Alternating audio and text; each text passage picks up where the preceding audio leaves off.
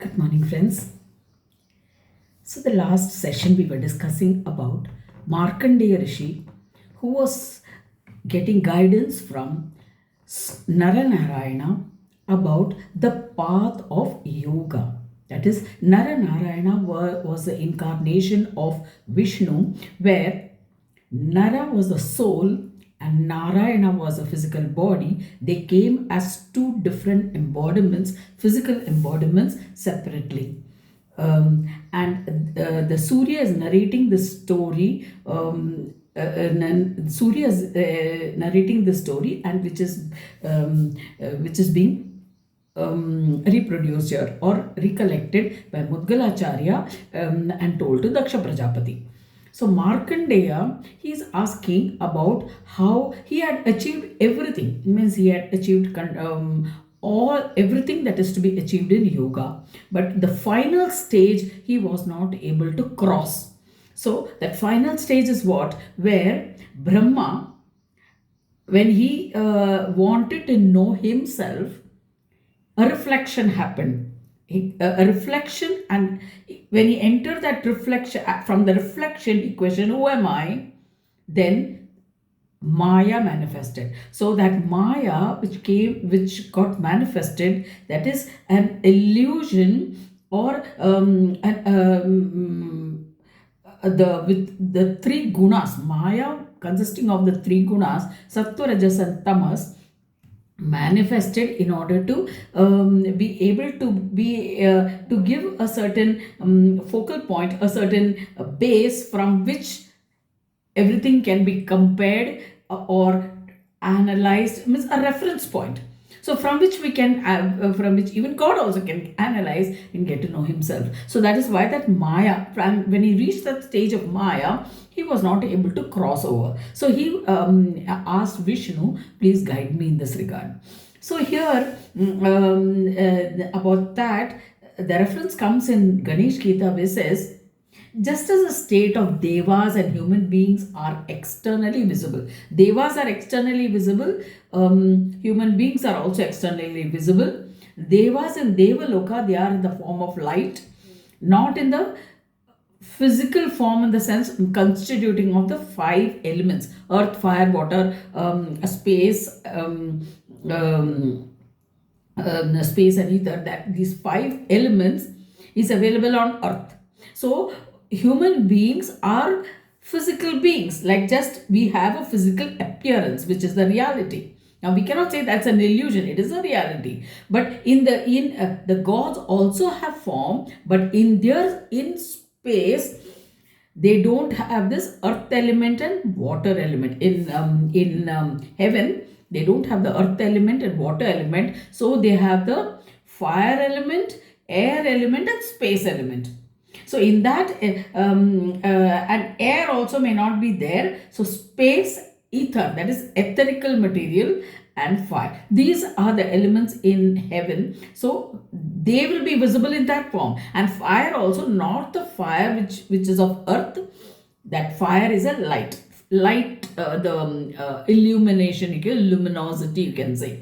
That is the form in which in the heaven the gods appear. And the gods have a human form. Just like the human form, they also have a form. So both devas and human beings are externally visible. So also the Danavas. But there, instead, they have a more of a dark light.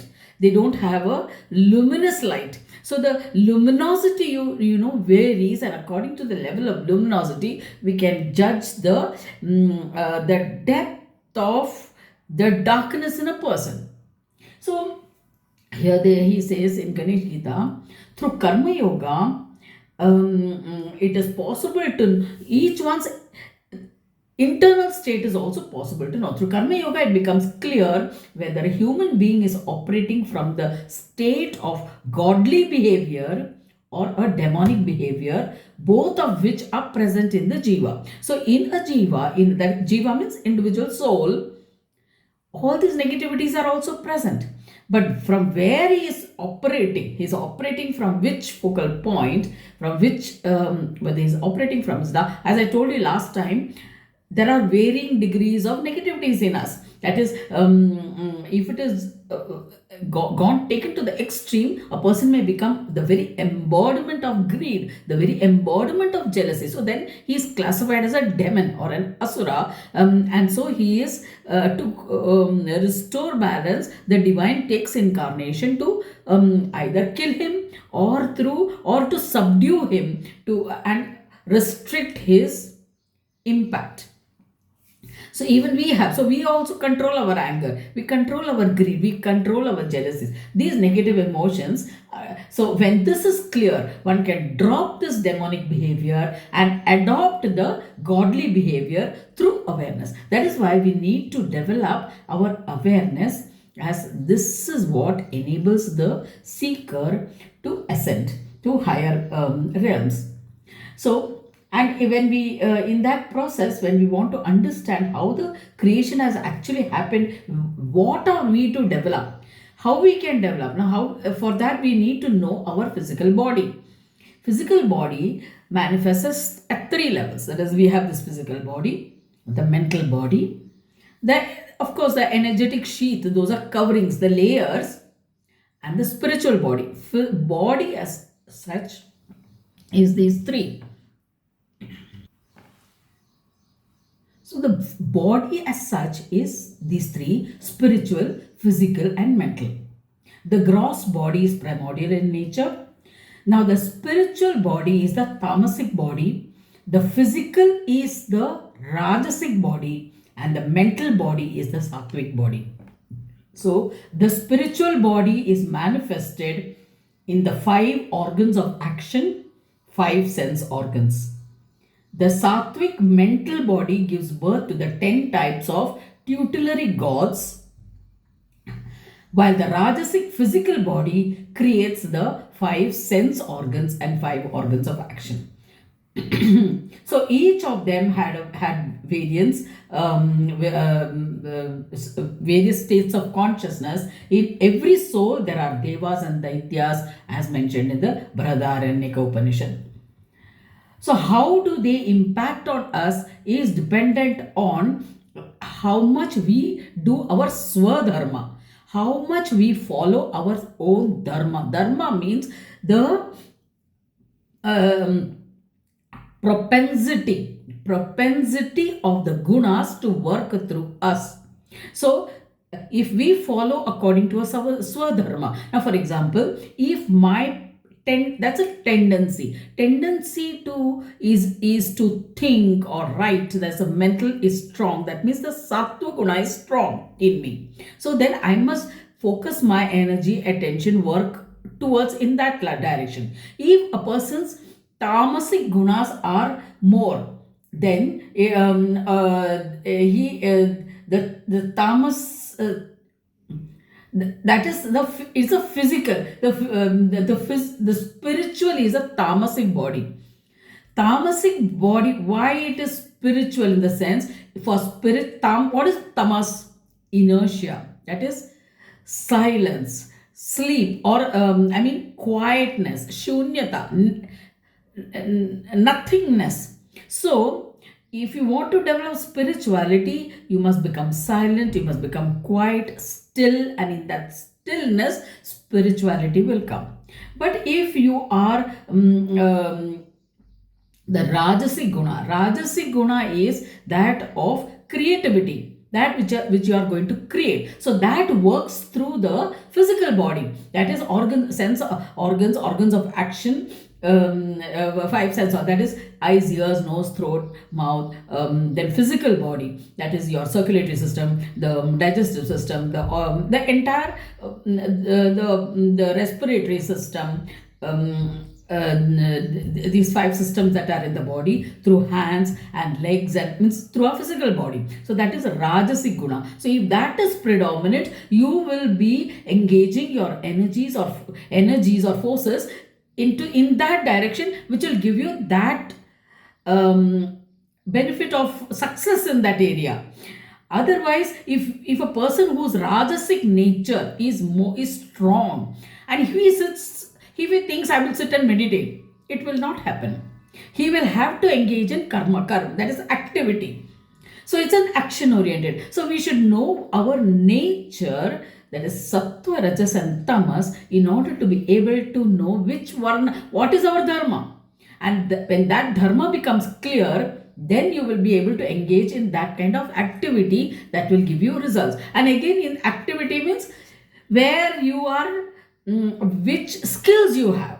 So according to the type of skills you have, for example, a person may be good at accounts, then he will go for accountancy, that is calculations and analysis, and then he will go for accountancy or banking. And then if he has a skill of art, that is skill of painting or a sculpture or expression, whether it's vocal expression or emotional expression, physical expression, he will go in for in the arts, that is dance, acting, drama, and such things. So it is your nature, your skills that determine your swadharma according to the sattvic, rajas, and tamas. And remember, sattva is mental abilities, some mental gunas, whereas rajasic is physical gunas, and spiritual is tamasic guna. So nothing is inferior to anything else. These are all the facts of life. It exists. So that is why, and how much you use of what will determine your godly nature. And remember, gods are a different species by themselves. Human beings are not gods. Gods may take birth as human beings because it is possible to add elements, like they have the light, air, and space element. They can, or a space and etherical element, they can add water, fire element and assume a human body, because these are grosser in nature. They can add those and form a body out of their willpower and take a human birth, and then disappear. So they manifest and unmanifest. So these gods, some of the gods may even take a human birth and live as a human being, and it's not necessary that all the godly powers should manifest in them. Like for example, Rama didn't know that he was a god until the war time. Till then, he behaved like a human being only, with all the restrictions, just as an all. So, and besides, we need to know that gods, why do they take a human birth? In order to set right certain things in their godly nature. Godly nature, they cannot change their nature. For example, even gods, they will have emotions. And supposing if somebody is jealous of somebody, now Indra is always jealous of somebody else. So he's infatuated by the dancers, celestial dancers, and all. So if he has to change that nature, he has to take a human birth, because in the human birth, in the gross body, that the changes happen. Because creative element, rajasic quality, is in the gross body. That is physical, the sense organs and 5 sense organs, 5 organs of action. And then that simply 5 sense organs and organs of action will not do the job, because like for example, a dog cannot change his nature. So we need the mental capacity, the intellectual capacity to apply it to change. So that is why they take a human birth. Even there are gods who have become born as deer and other things, rishis who are born, and then they had to take a human birth in order to redeem themselves from there. So that's why human birth is a very rare thing, and we should make a proper utilization of it. And so karma enjoys, and besides, when we do karmas, the gods need not take a human birth. Like if we do our karmas according to our dharma, if we do our very diligently without giving scope for corruption in that, or adulteration, or negativity to creep into that, and if we are pure, with purity we do that karma, even if it is just like a any ordinary thing, whether it's an activity of farming or driving, or even boot polish, they do that, so shoe shine. So that even if they do that work diligently, or cobblers, carpenters, if all of them do their work diligently, it is following their swadharma. So when they follow the Swadharma, the fruits accumulate. And when the fruits accumulate, they will enjoy it in the heaven. They will get enjoyment in heaven. So we need to perform the dharma ordained karmas. And when we do that, like when we do in a way of offering the fruits, that is in a way of surrender to that deity of our choice, whoever whom we want to worship, whichever god you want to worship, whichever deity you look up to, you worship that deity, then that deity becomes pleased. Just like when you're in the office, when your boss is pleased, he gives you concessions. If you want to go early, he will give you permission to go early. So just that way, if you surrender to Krishna, Rama, or Vishnu, the five prime Ishwaras I told you about, Shakti, Shivas, Shakti, Surya, Vishnu, Shiva, and Ganesha. So, or Brahma. So Brahmadeva, Vishnu, Shiva, Shakti, Surya. These five Ishwaras, when you surrender their actions to them and perform those actions, then they get pleased. And similarly, in each of these lokas, there are other gods also. Like in the Swarga, we have the Indra, Varuna, Vayu, all of them, Surya. So whichever deity you take up, the sun god or the Chandra, even the moon god, whichever deity you surrender and do your action, then they become pleased and they have the powers to confer blessings on you. And the same blessing which is confirmed by the Parabrahma Paramatma to them, he has delegated those powers to them. So they will give you that particular power they have, or the blessing they have, and that's the grace by which you get success in your actions. So this is the functionality of karma yoga. So we need to do those actions which will please them, which will enable, because why they will be pleased? Because when we surrender the etherical quality of our action becomes a food of these deities. That is their nourishment. They can't eat food like us, like Anna Brahma. They can't eat rice or bread or anything. They get this etherical material through the yajna karmas. When we offer it in fire, anything like wood pieces or even rice, whatever according to our desire we offer, then the etherical, that fire element conveys through ether the nourishment to the devas, to the deities. And when they get the food, they'll be happy. And when they're happy, they'll bless you. So that is why we need to do this yajna karmas. Yajna means sacrifice. So even any work is a sacrifice. It's not necessary that you should sacrifice it as such. Doing itself, your energy you're expending on that itself is a sacrifice. So becomes a yajna. It becomes a yajna when you do with that attitude. That becomes a yajna. So the fruits go, the food goes to the deities. Then they shower their blessings on us. This is a whole concept that we need to understand very carefully. And coming to doing this karmas, we often do, we don't discriminate. That is, we are not aware what we should do and what we should not do.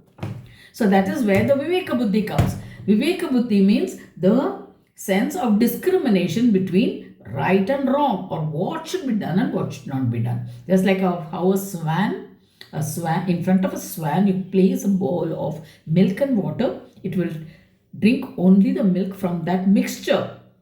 So it has that capacity. So that's means it's just a comparison.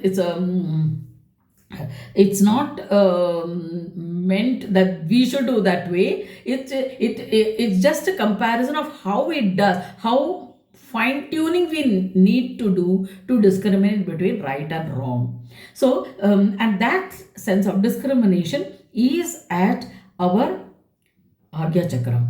And Agya Chakra, we know that Agya Chakra is where Jesus Christ, like he came to open the Agya Chakra of the universe, of the cosmos. And For those who have been following Sri Mataji Nirmala Devi, who have been following this energy system of the Sahaj Yoga system of energizing the human, the chakras and activation, clearance, and all of that, who have been following that, if you would have observed carefully in her speeches, Shri Mataji has very clearly mentioned that for Sahaj Yogis, I have closed the Agya Chakra. Carefully you note some of the Christmas puja speeches, where she clearly says that that Agya Chakra. So that is why her intention was that in the initial stages, in the in the initial 80s, when she used to conduct on her terrace, on the terrace of her house, there were devotees who came there. They used to say, we started seeing colors. So they started seeing all kinds of colors when that Agya Chakra got activated. And so she said that when you start seeing colors, you start hallucination, or you start going after those colors, what that colors is showing, how it is forming, and things like that. And so she perhaps at that because from a subsequent because I have translated that book on by Fadke Kaka, that is V.N. Fadke, who had written the Anubhavache Bol. It was in Marathi, and I translated that book in experiential Sahaj Yoga and experiential treatise. It's available on Amazon. So this book, it contains a practical application of Sahaj Yoga on students. He was a teacher. Basically, he was a teacher for the deaf and dumb. In a deaf and dumb school in near Dadar, he was teaching, and he, with permission, he decided to. I think he must have discussed with Sri Mataji, and he decided to apply it on those children. And what he used to do was, they used to all lie down on the floor, make a chain of holding each other's hands, and he used to chant those mantras, or he used to describe the visuals, or whatever, how he used, or maybe he himself visualized, and it was transmitted through his end, through this chain, to all the others. And subsequently these children were able to narrate what he told. Means, like when he would say Rama, they would narrate the picture of Rama which they saw within them. So probably that visuals were coming within, and so it was okay for a blind person to have a visual within, and so that they, because they cannot see Rama's photo, and so when the description is given to them, they are able to visualize within. So it was okay when that chakra was opened. But so when he used to give feedback of these experiments on these children to Sri Mataji Nirmala Devi, and accordingly she also because she was experimenting with the Sahaj Yoga on collective. Initially she had only 12 people with her on whom she worked worked with these experiments on Sahaj Yoga, and so she also kept on developing and fine tuning it, and probably because of these kind of visuals and things like that, she might have closed. And so she herself has announced in one of the pujas that she has closed the Agya Chakra of all Sahaj Yogis. Of Sahaj Yogis she mentioned. So in the process of this Kundalini awakening, when the energy reaches the Sahasrara Chakra, people are feeling at the Sahasrara Chakra. They can feel it in their hands. Why? Because that energy flows from the medulla oblongata directly to Sahasrara. If you may recollect that the concept of the back agya, which we used to hold at the palm of the hand, at the hollow at the base of the neck, and then tilt your head backwards for the flow of energy into the medulla oblongata. A medulla oblongata is a passage which connects the brain to the body, through which the neurotransmitters carry the messages from the brain to the rest of the body through neurotransmitters. So through that process, so when the gap comes, that Sushumna Nadi's gap, it was वो bypass हो गया था, means bypass the Agya Chakra. Otherwise, there are two optical nerves which come from the back of the ears, and from the middle of Oblongata, from back of the ears and up to the middle of the here at the eyebrows, and that's of course at the middle of the eyebrows. This is the Mahasaraswati Chakra, the Hamsa Chakra, but at a 1.5 inch below the forehead where we put this bindi, that is a place for the Agya Chakra. So Agya Chakra is inside, it's inside in the middle of the center of the brain, more or less like where the scientists have discovered the pineal gland. Now pineal gland they have discovered as a physical organ but this is an energy center. So that is where the Sushumna Nadi, that central channel, your spinal column ends here in the medulla oblongata. So the further is an invisible channel. So that channel, it has to go through this Agya Chakra and then come out at the Sahasrara. But what happens is, that is, Agya Chakra should come at the Sahasrara, the energy should come at the Sahasrara, passing through the Agya Chakra. But at the Agya Chakra also, there is a crossing over of the Ida Nadi to the right brain, and the Pingala Nadi to the left brain. So this Sushumna Nadi goes through that, between or behind, somewhere in the center through that, and then emerges at the Sahasrara. But when you bypass that, we have only the left channel going to the right brain, right channel going to the left brain, and this other from the medulla oblongata emerging at the fontanel bone area. So we feel the cold, the air at the Sahasrara, but your discriminative power, that Vivek Buddhi goes. That is, it's not illuminated, it's not enlightened. So that is why we don't know what is right and wrong. That is why so much of chaos, you justify killing others, you justify making money out of others at the cost of others' suffering. Means you don't, it's so unscrupulous we have become. That's why you don't care to who's in bribe. Means that sense of morality or sense of right or wrong, that has gone totally. And in every area of life, it has percolated down the line from the top to the bottom. Everywhere that exists in some degree or the other, because the discriminative intellect. See, now we may be in the second or the third, maybe the second generation, you can say, which with that Agya Chakra closed. Then what happens? The subsequent newborns will not have that facility if they are born immediately. So that is why we need to open that chakra. For that, see, if you have, I have written a book on the mystery of sound called the Mystery of Sound, where I discuss on the notes for various chakras. This is known to everybody. Even I had done a course with Dr. Arun Apte on he used to come for weekends, and it used to go for 2-3 hours. Here we were activating, energizing, and through sound frequencies, through vocal, the singing with the harmonium. Sa is for Muladhara, Re is for Swadishtan, G for Nabhi, M for Anahat, P for Vishuddhi, D for Agya, Ni for Sahasrara.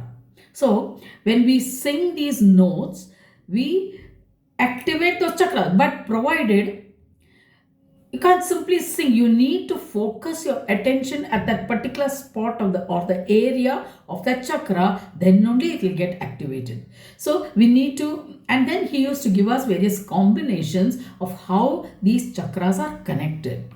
Right? So now here in my book, there is I mentioned that this was according to what he taught, and I had insomnia. That is, for 16 years when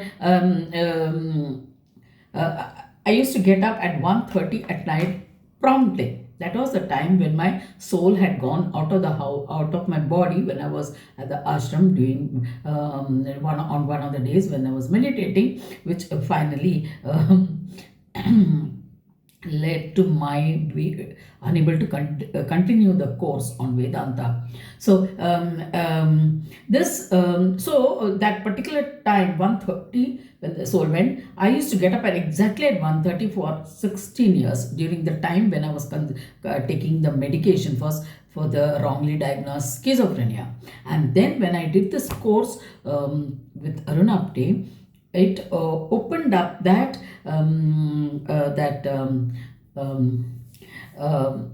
that circadian rhythm, that area which regulates our sleep. So then within 2 days of practice, the next day I got up at 6 o'clock, and ever since I've never woken up at that 1:30 business. So this is very effective. But then we need to know that he connects to Mooladhara. Now, in our course of our discussion, we realized that Jesus Christ was not an incarnation of Ganesha. So in the swaras, swaras, that is sa, re, ga, ma, that what he was using, he used to connect Agya with Mooladhara, because as per his Sahaj Yoga, the Sahaj Yoga, this Jesus is the incarnation of Ganesha. Now we found that Jesus is the incarnation of Vishnu aspect or the Brahma aspect.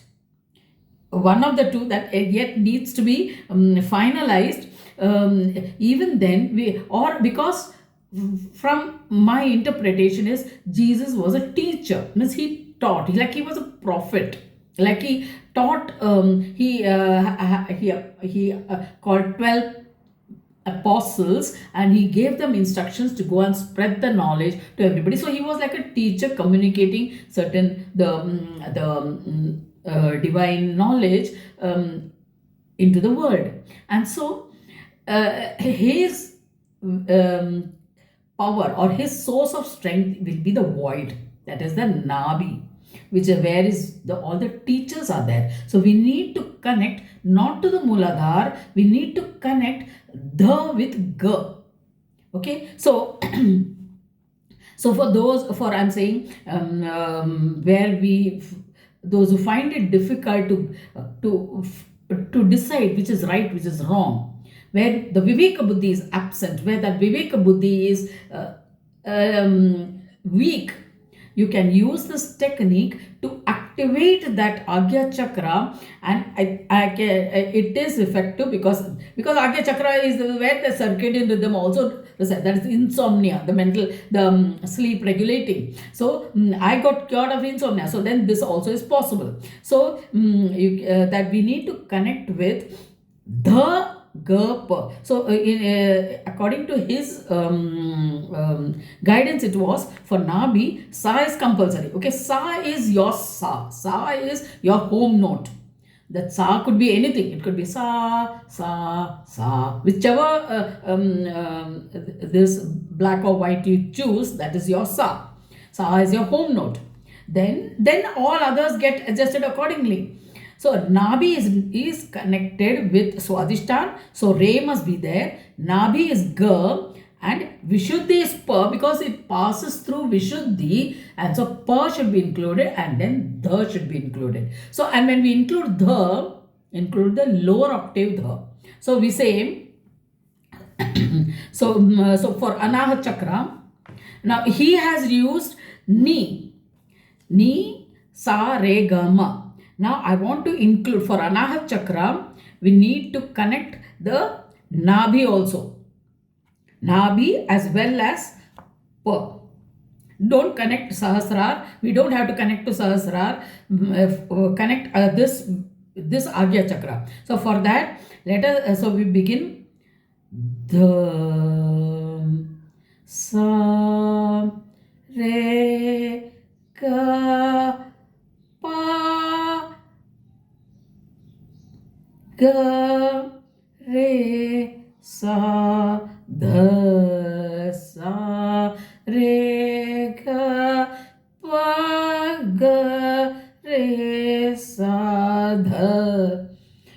to take the higher the, go to the lower octave the. But connect the Nabi, connect the Vishuddhi. You can connect Ma also if you want. The sa re ga ma pa ga. The sa re ga ma pa da pa. There you halt. You don't go to the next the. Pa ma ga re sam. Sa. Now let us say the whole thing. Sa re ga. Here again, Komal ray is there. When you take Komal ray, that is flat ray, you activate the left Swadhisthana, and normal ray and normal is central and right. So sa re ga ga re sa. So we need to. So this you go step by step. Sa re ga. Then again you come back to sa. Then you take the next and next. But when you're taking to Agya, go to lower octave. The sa re ga ma re ga pa ga re. See, ma is not included there, so don't go to ma. Directly go to. It's not coming naturally. That's why I'm saying the sa re ga pa ga re sa dha sa re ga pa ga re. So you can easily know how by a natural tuning it happens, and then you will be able to activate those chakras. Then focus on those chakras, focus on those centers. When you, or you need not even, you focus on the where that sound is reaching in your body. You focus on that. Okay. So this is how you can recalibrate, reactivate your energy system in your energy system. So this is there. The mystery of sound. It's also already included as part 2 in my book of Sahaja Yoga, Heal and Integrate Your Subtle Energy System. In the part 2 is this book only. So you don't have to go and buy separately. It's there in that book. In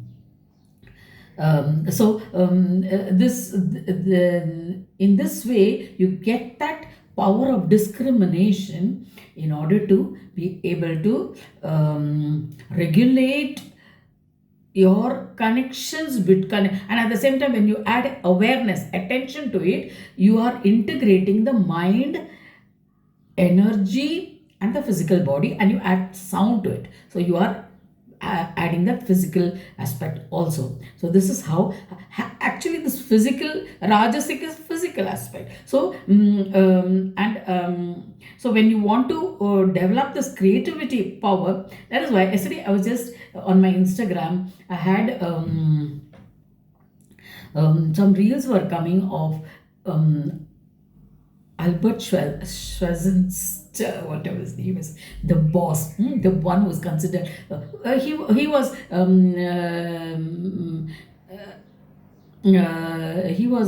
awarding. He had come to attend an award function for a bodybuilder, and I was intrigued. I was mesmerized by the fact that when that person wanted to click a photo with him, he actually he asked him to turn his back. He turned back. He also Albert sir also, he I forget his name. He also was he was back to the camera. Now the beauty in that is, see the subtle teaching at 75. He's so fit, and he's also teaching at that time. When a bodybuilder, normally we look at his front, that is his muscles on his chest and his biceps and things like that. But when you are actually posing with the back, you just have your back of course the shoulder, but then he was not flexing his to show his shoulder muscles or trapeze, so, but he was actually just holding the trophy in his hand, so there was not much to exhibit there. But the toning of the body, particularly where your buttock muscles, the glutes, and your hamstrings need to be in shape for your front body to be in shape. That was I was just stunned by that simple message, that was what struck me when I got up this morning, because when your hamstrings are strong, automatically the glutes, the quads develop. Your quads grow without much effort to on the quads. But if you work on your hamstrings, similarly your glutes are important for weightlifting. When that you contract the muscles in the glutes too, when you just want to give that push, so these aspects, nobody it teaches you even in the gym. Even if your personal trainer will not teach you, but then that when you develop that mind body coordination, particularly when you are doing isometric training, training, that is focusing on particular muscles, that becomes very very useful. And then another I have had is done, I think his students courses I have bought. So they how you develop this this training, where you focus on one particular group of muscles for a week, or for a stretch of 12, 15 days or 21 days. Let's focus on those muscles. And then 4 times a week. And then how you do it depends on slowly, steadily increasing the reps. And then reps as well as increasing the weight. Like I used to because my hips were big, I wanted to tone down my hips. So I was to do side by side, side to side with the weights. So initially I would start with 5, 10, but then after some time, 12.5 was my starting. So 12.5 weights on each hand, and then it would go up to 25. That means 22. Gradually 12.5. You do 10, 15 reps. My normal reps was 15, but then when you want to develop that, you fine tune it according to your capacity, and then that is possible when your mind and attention is focused. So he says that first, the moment you enter the gym, you don't start lifting the weights. First, you get that mind body coordination into you. That is, see that you're listening to your mind, and that mind is instructing your body, and that awareness, that connection is established, and then you start your reps. Then the effect is more, the result is more. That's when you shine. So that was a lesson that I learned in that the new account that I opened yesterday, Life of Purpose -20, just like that. And luckily I got that reel which had come there by default, and so I had that. I learned that lesson. So I thought of sharing that with you as a parting gift. Thank you so much. See you in the next session. Take it.